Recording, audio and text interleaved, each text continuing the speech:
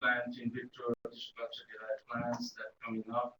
They are virus free, and shiftive culture and other explants that can be used in tissue culture that can provide a disease and other pest free plants. And that was the reason initially they developed a partnership with John Innes Center, which is very known for their virus research. And the speaker herself is also a biologist, so it's quite obvious that partnership initially started with this tissue culture banana plantations development. At the same time, they developed a global partnership, including INIVAP and many other centers, global partnership. And that's the way finally they developed a very good tissue culture system of banana development. And even they increased the biomass as well as uh, 30 ton, up to 30, 15 to 30 ton per hectare banana production that came from that system, and finally, eventually, what that would raise to all the farmers, and that could scale up at least in one successful story that could bring such a big differences in Africa. That was the main story that Dr. Florence brought to us, that targeting a specific trait and specific crop. Although this success story can now be expanded to other staple crop plants, some of the crops have been mentioned, and finally also the sorghum. Incidentally, both the speaker ended with the sorghum. That's interesting, and that also has a tremendous impact in Africa as well as globally. Now, the second speaker, definitely Robertum, who has such a vast experience of the global scenario with the CGIR as well as USAID, and he brought a program that starting from the science-based genetic resources, utilization of the genetic resources, and the best variety that development can come. At the center, one is directly that can come from the laboratory. Another thing is that can come from the partnership. Even a partner developed a particular improved product that also could come to the program. And definitely, he broadened the entire things with many aspects. I will not summarize all of these things, rather I leave it to you for your questions. But a few things definitely I'd like to mention. That is one is which is very important, the drought and heat tolerant staple crops, particularly maize and other plants are coming up.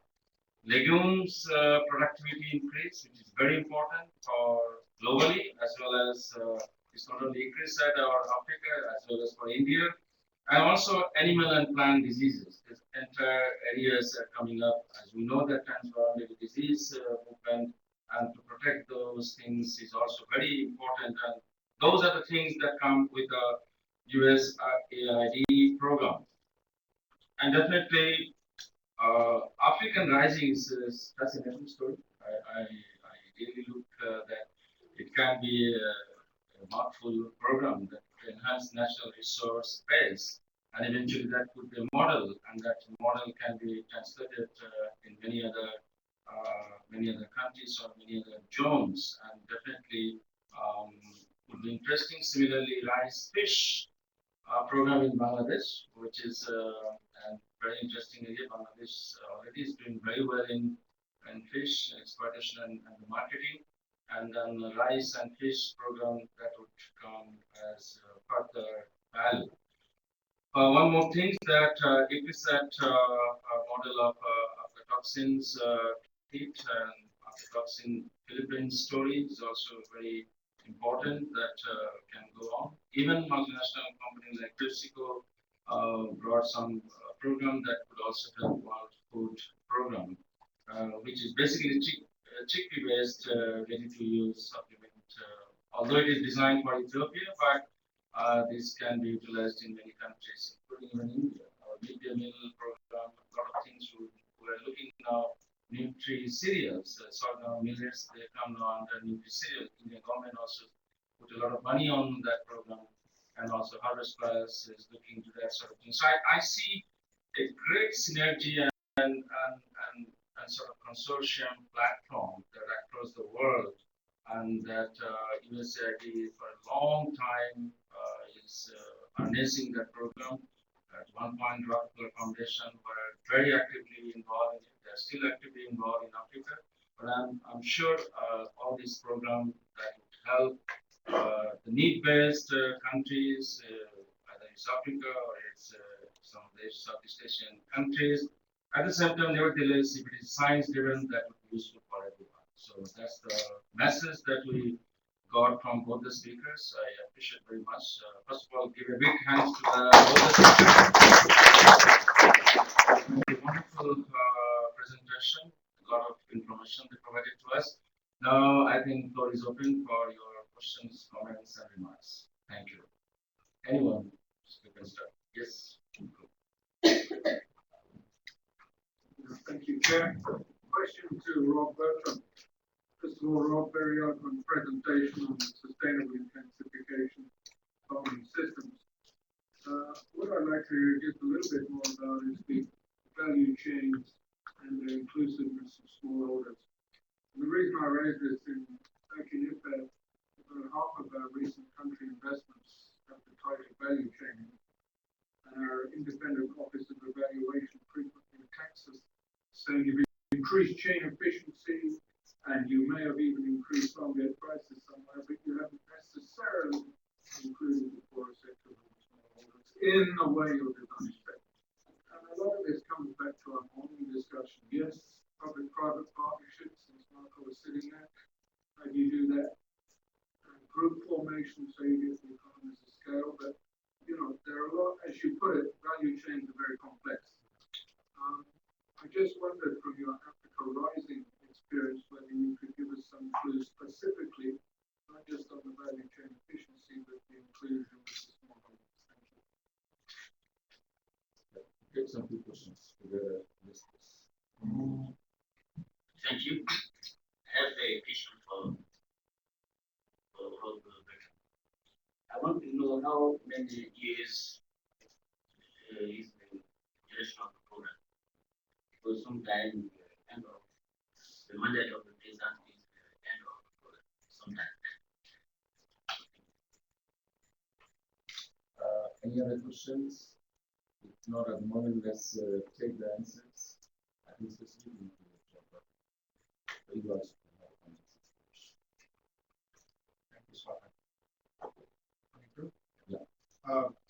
Well, what we try to do on Africa Rising, precisely for the reason is we focused on the same regions that our missions are invested in. So the SAGCOT, the Southern Growth Corridor, Agricultural Growth Corridor in Tanzania, which runs southwest from Dar es Salaam. And so there, the mission is investing in rice in Morogoro. That's a large-scale irrigation scheme, so it's pretty challenging. It's still small holders, but it's certainly not the poorer ones that maybe you're being asked about that you've got. Right? And, but then we go up in elevation, we get into maize country, and there we're bringing in legumes and rotations, horticulture. We did in the case of Tanzania, actually Africa Rice is moving some of its work down to where our mission is investing. So there are a lot of investments of what you're talking about in terms of trying to either provide credit for farmer organizations, extension information. The missions themselves are working hard to do that. How far down the risk scale and the socioeconomic scale that goes, I don't know exactly. I know we get into an area where you're starting to talk about resilience. And in resilience in AID, it's kind of the code word for not market loans. It's kind of what Marjad was talking about earlier, which I think is a mistake, actually. I feel like, and Sig maybe should talk about this, because Malawi is another place we're doing this, and we're building on, again, investments that have been going on for a while. But think that we ought to be not drawing a line between agricultural development and resilience, which we tend to do in AID just because of the way we're organized, and how we're implementing that sort of thing, and the partners that are involved. Like, so maybe with the chairman's allowing it for Dr. Schnapp to comment on that. And just quickly on the years, the commitment at the G8 level is for 3 years, just like the last one, not the one. The goal is 50 million people out of poverty, I think, in 10 years. So the goal is longer term. For Africa Rising, which I should have mentioned, ICRISAT Syed's very active in it, Dave Harris, quite a few, Ava Belsin, West Africa, we've got a lot of participation from ICRISAT scientists, and we're being funded under that program. In that program, we're talking about 5 years, $50 million. But we hope actually to grow that by getting additional investments, just the way we have in South Asia, where we've been working with systems much longer because of the Rice Wheat Consortium that operated for many years. And so we had a lot to build on, and now we've got big investments coming in from missions in Bangladesh and Nepal. So we hope to see that same thing develop in that. Thanks very much. I just wanted to say that I think the integrated nutrient value chain, which is a Malawi mission USAID effort led by DAI, and she's a technical supporter on that, is an example of perhaps a way that we could reach the forest, because it's really focusing on grain legumes and dairy value chains. Once we get back to the grain legume value chains, and where we perhaps start to see nutritionists working with agriculture, the integration of those, I think we can reach the forest of the poor. I mean, obviously that's always our goal, and I think we're once more into the breach. I think we have some exciting opportunities coming up there. Just, if I might, there's one other example that I didn't have time, I couldn't talk about, and I'm not exactly sure of our work, but I thought it was really impressive. It has to do with a woman in Malawi who has half a hectare, and she's got goats now, or no, I'm sorry, pigs. And she has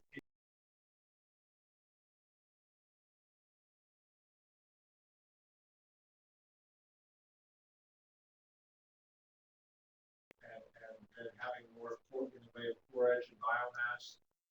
It's just amazing. She's transformed her family's life, and she has 7 people that are dependent on that half hectare. So I'd like to think I think there's probably still a lot to be learned, and I suspect there's people in this room that know more about. I know Syed wants to say something. That know more about how to push down that level. And we've talked about it a lot by vouchers and small seed size. Dave Rohrbach's work at ICRISAT. Many of you know Dave. He did fantastic work trying to get technologies more affordable, more accessible, and hopefully we can build on that. Just want to put a comment about the farm outreach. It's a big mission of women in Africa, but mission now, especially coming to it, one is the cell phone. The cell phone outreach is going like wildfire, truly, and it's like the fact that there were no landline, the fact that the whole telephone system wasn't working, and the cell phones have come with the latest technology. It's really being used as a tool of development, a tool of business. I'm sure you're aware of that. But I think the power here, the part in which the farmers, microcredit, in which the farmers, even insurance in the farmers, truly do have a cell phone, you have a bank, you can access a bank somehow because you are saving money on the cell phone. And we all have to link out the market between the farmers and the traders, they set the money through the data system. All that is an awesome. It didn't happen like within a very short time, there's a whole exposure of mission after that. I think the other area where the farmers are getting is really good to reach out to the area of the vernacular radio stations, the FM stations where you can actually talk to the farmers in your own language and they're going to listen to you. And the radio stations are also going to very, very remote areas. And so between the cell phone and the radio station is a increasing more and more access to information. And so it's possible to reach even the previously unreachable. Because again, the technology that's moving is also becoming cheaper. A good example is just a year ago we had a project that was supposed to reach 15,000 farmers. We actually reached double that, 32,000, just because the same dollars, by the time the technology comes and we're using the radio, we more than double the reach we had. And so I think with the new move on new technology, we stand a better chance of reaching millions of farmers. It's not difficult now because of the technology. It's the internet. It's easy to go to the village and set a cyber cafe. And from there you can actually teach them capacity and link up to the churches or field-based organization and the condition of the farmers. We're in exciting times in Africa compared to the situation before, where you have to drive to reach out the farmers. Just one credit that the development that in that slide, then we assign never give us that plan. Started moving these things, and we had those sort of unknown. I mean, we as institutions that are in partnership with the sector development, we need to have a clear picture of what we want to do, and that's what we will make that systems perspective, serial making sort of system. Remember, Sibling when she joined, I drove out all over the place when I was still a scientist. This is where you should go, and they're still clicking. So it is really to look at the potential, look at the markets, look at Asia here, in the question of mechanisms, and okay, let's make sure that we target the time when it's ready. This is after November, so that our material uses, we look at the scale of the market, we talk with government, Eric, whatever, we see what, and therefore we started like the spreadsheet, knowing that we can add things to it as we go. So now that value, the market is there.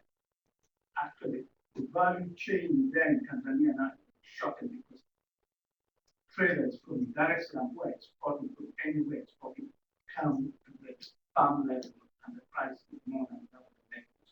So now we realize we brought scientists from Denmark and we collaborated with them to really pin down in Tanzania how much of nitrogen is fixed, how much is available. While Signindo is working in Malawi, we know how much is happening there. So we can say now that if you have this system with a serial based system, moving based system, include the latent fertilizer at double rotation, or you can profit. This is what you're going to get at this beginning of the So these are all things that are there, will be realistic, and that the chain where we're talking about in Tanzania is convinced everybody that the area is not from the government up to the back is that's what we should concentrate, and we'll see the impacts at the moment. Thanks for that. To do wrong, let's go for the long haul so that we make sure that impacts are there in a sustainable way.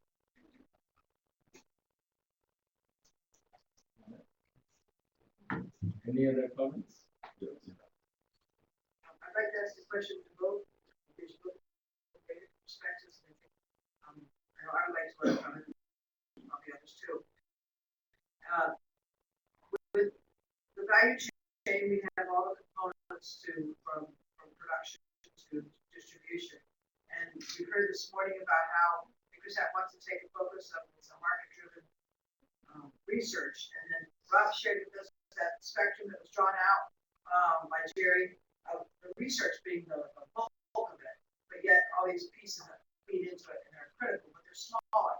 And it's like the cart before the horse. How do you develop, or what experiences have you gained from trying to bring all pieces together in terms of you've got the research you're trying to better, and you're trying to make sure that the marketplace. And I don't know, it might, but it's clear to all what I'm saying is, like, what markets would you develop first? How do you keep things in mind so that you are sure that your research hopefully will line up with your markets? No, it was a really good point. I raised it. That diagram was sort of, it was Africa rising with blinkers on. The other parts that are secondary focus areas for Africa rising, that's where our missions are investing on.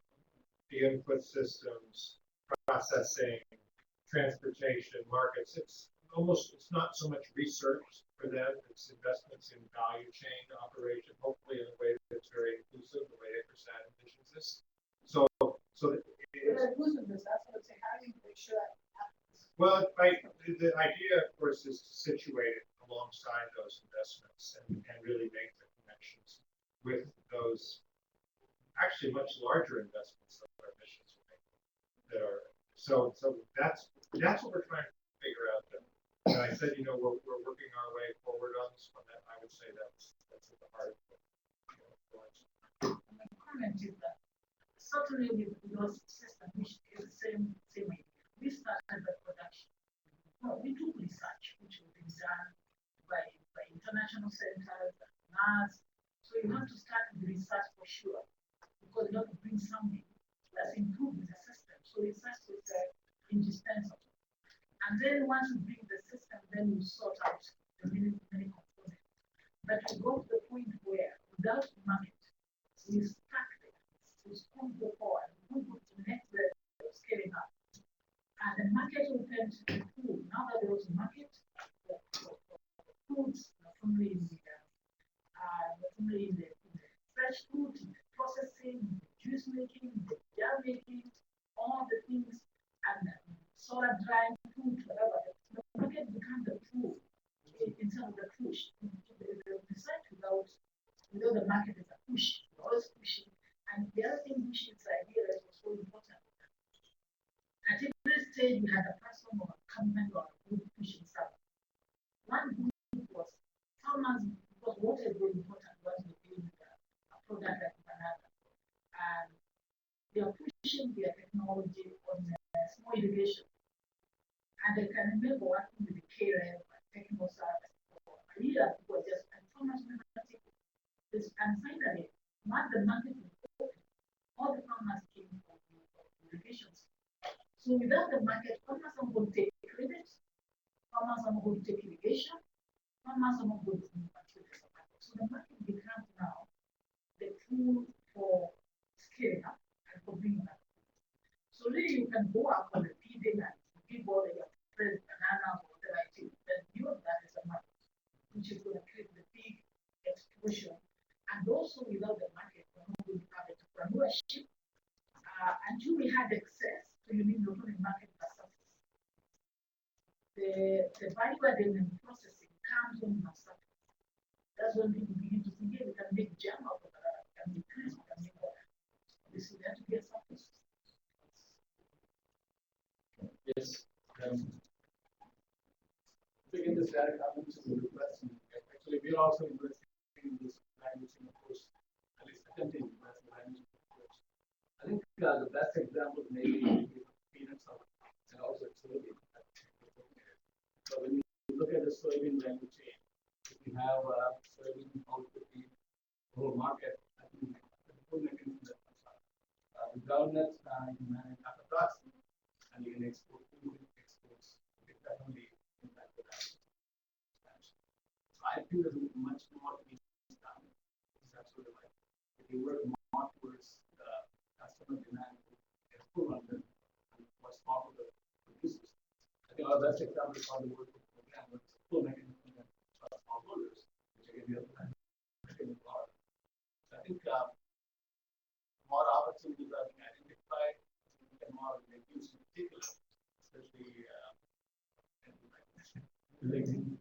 so I think there's a lot to be done yet, and I'm looking at that globally. All the opportunities addition to the soybean, if the low packet soybean can be utilized, added a tremendous value to the nutrition. Not only for the animal stock as well as for the human consumption. So I think any value addition, it makes such a difference of a particular product. And chain system, economics value, and nutrition value, all and also create interest of the market. And that makes things, if there is a market price increases, that goes to the farmer. Then there will be incentive for the farmers to grow more of those kind of crops. And that also helps. ICRISAT should take advantage of West Africa or Africa of the gluten-free demand in America. Oh my gosh, everybody be gluten-free. We should be sending them sorghum millet bread or flour for bread. Well, I want to just want to add one comment. just want to add on the region PTP also there could be tremendous opportunity in South Asia and that's No question. Huge. Is a huge crop. I want to add one comment to what you say. We also must not overplay the market because until we sort out the challenges in the variation, if we focus on the market, the sorghum will not show up. And we can agree with that to the here, saying because in Nairobi or in the central of Africa right now, the breweries have switched on many, not even the breweries, the animal feed industry, the millers, but the sorghum is not showing up. Why? Because the value chain has not been sorted out. So we can't take the cards in front of that, of the cost. Until we solve the value chain, the product will not show up. But when we solve the value chain, then you mark the next into the market. So we still right. We can't just say market without sorting the value chain. Just want to make one more quick comment. One of my colleagues in our aid mission in Zimbabwe this year said that if you had soybeans in Malawi, you could sell them. There was so much demand for them. And this is one of the reasons we're looking at reinvesting in soy again, because what we'd like to do is see smallholders benefit from what is clearly going to be a growing market. And of course, there's plenty of global sources. We all know that. But we'd really like to see African farmers. And then finally, coming back to Rod's point, I kind of think too about the perfect being the enemy of the good. We have to watch out for that because, our John Mellor 101 was that the great beauty of agricultural growth is that it generates demand for locally produced goods and services, including labor and so forth. So, I think EFA has a special, mandated mission there, which is terrific. But I also think that, it's sort of keeping that whole sort of picture together, right? And recognizing how different pieces can, make it a whole that